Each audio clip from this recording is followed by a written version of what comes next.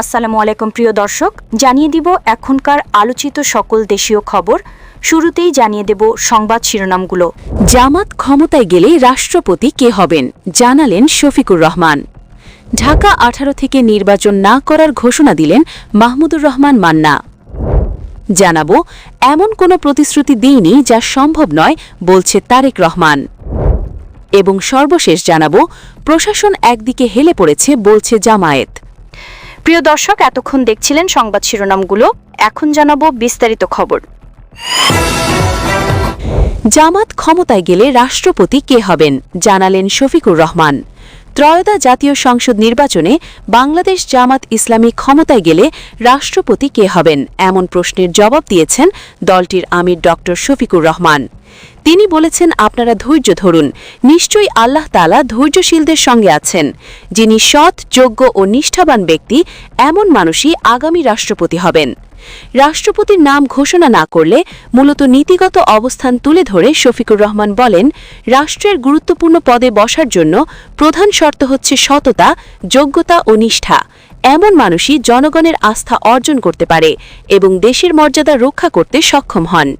তিনি বলেন, রাজনৈতিক পরিবর্তনের জন্য মানুষের ধৈর্য ও সংগ্রাম প্রয়োজন। দেশের মানুষ ন্যায় বিচার চায়, শান্তি চায়, সুশাসন চায়।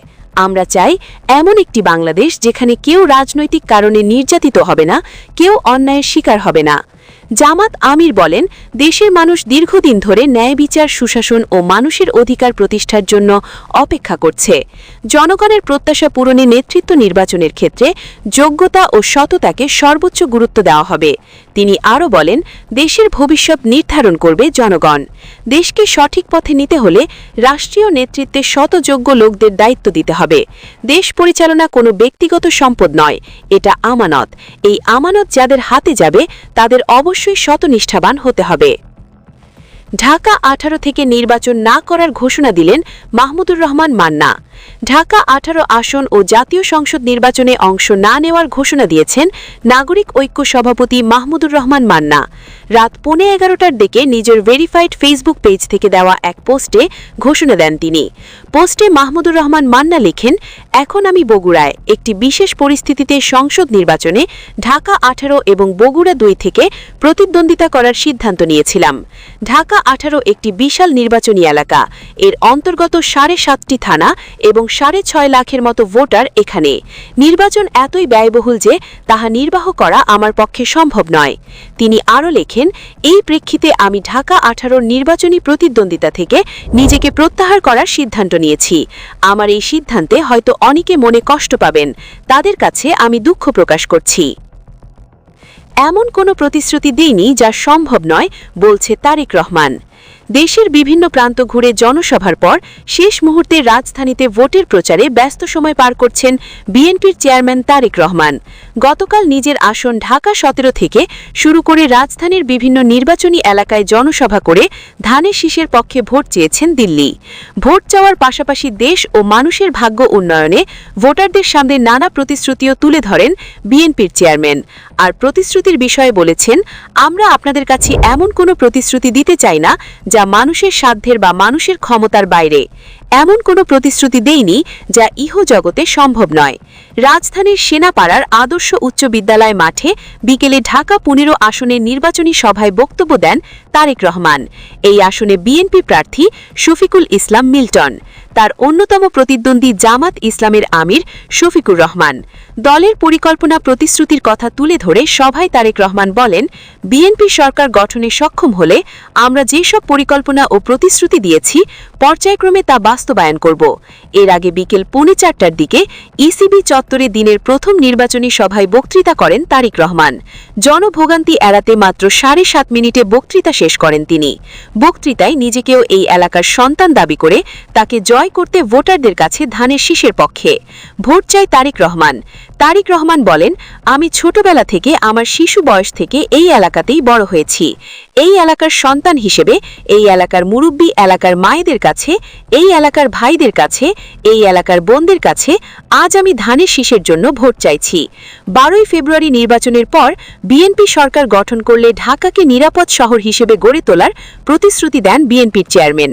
একই সঙ্গে ঢাকায় 40টি খেলার মাঠ ও ইসিবি চত্বর থেকে জসিমউদ্দিন পর্যন্ত সড়ক প্রশস্ত করারও প্রতিশ্রুতি দেন তারেক রহমান। তিনি বলেন, নির্বাচিত হলে আমরা সমগ্র দেশের শহর এই ঢাকা শহরকে একটি নিরাপদ শহরে রূপান্তর করতে চাই, যেই শহরে মানুষ নিরাপদে বসবাস করতে পারবেন, ব্যবসা বাণিজ্য, চাকরি বাকরি করতে পারবেন। আমরা ঢাকাকে একটি সুন্দর শহর হিসেবে গড়ে তুলতে চাই, যেই শহরের মানুষ বুক ভরে শ্বাস নিতে পারবেন। ইসিবি চত্বরে সভা করার পর একে একে ঢাকা 16 আসনে পল্লবী 2 নম্বর ওয়ার্ডের লাল মাঠ, ঢাকা 15 আসনে সেনপাড়া আদর্শ উচ্চ বিদ্যালয় মাঠ, ঢাকা 14 আসনে মিরপুর মডেল থানার বিপরীতে ন্যাশনাল বাংলা উচ্চ বিদ্যালয় মাঠ, ঢাকা 13 আসনে শ্যামলী ক্লাব মাঠের জনসভায় বক্তৃতা দেন তারেক রহমান।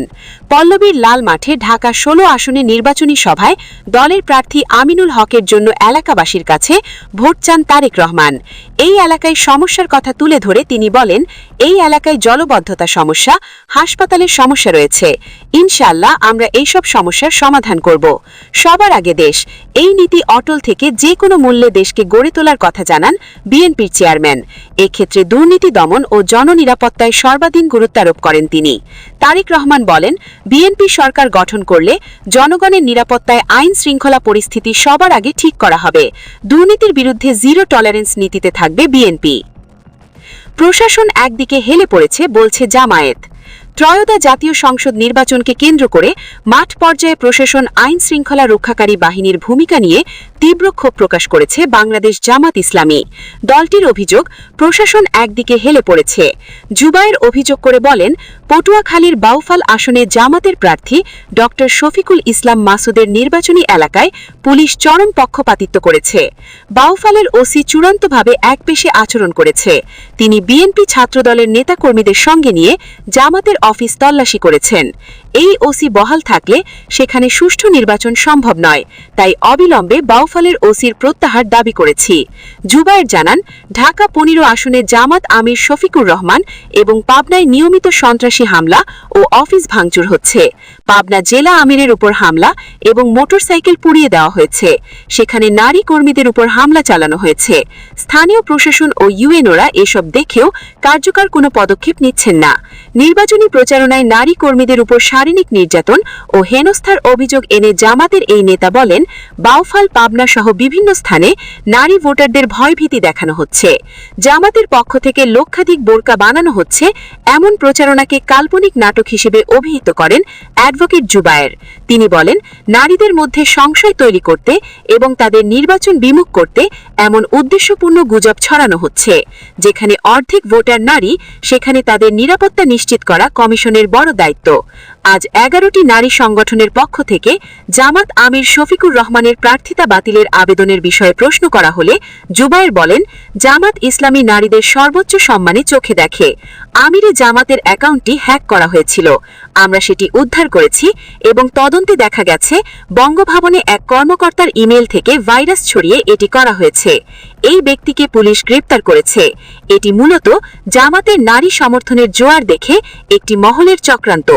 বিভিন্ন অনিয়মের বিষয়ে কূটনৈতিকদের জানানো হচ্ছে জানিয়ে জুবায়ের আরও বলেন, সিসির সঙ্গে বৈঠকে জামাতের পক্ষ থেকে প্রার্থীদের নিরাপত্তা, কেন্দ্রীয় নেতাদের চলাচলের জন্য গাড়ি এবং সাংবাদিকদের নির্ভয়ে কাজ করার পরিবেশ নিশ্চিত করার দাবি জানিয়েছি।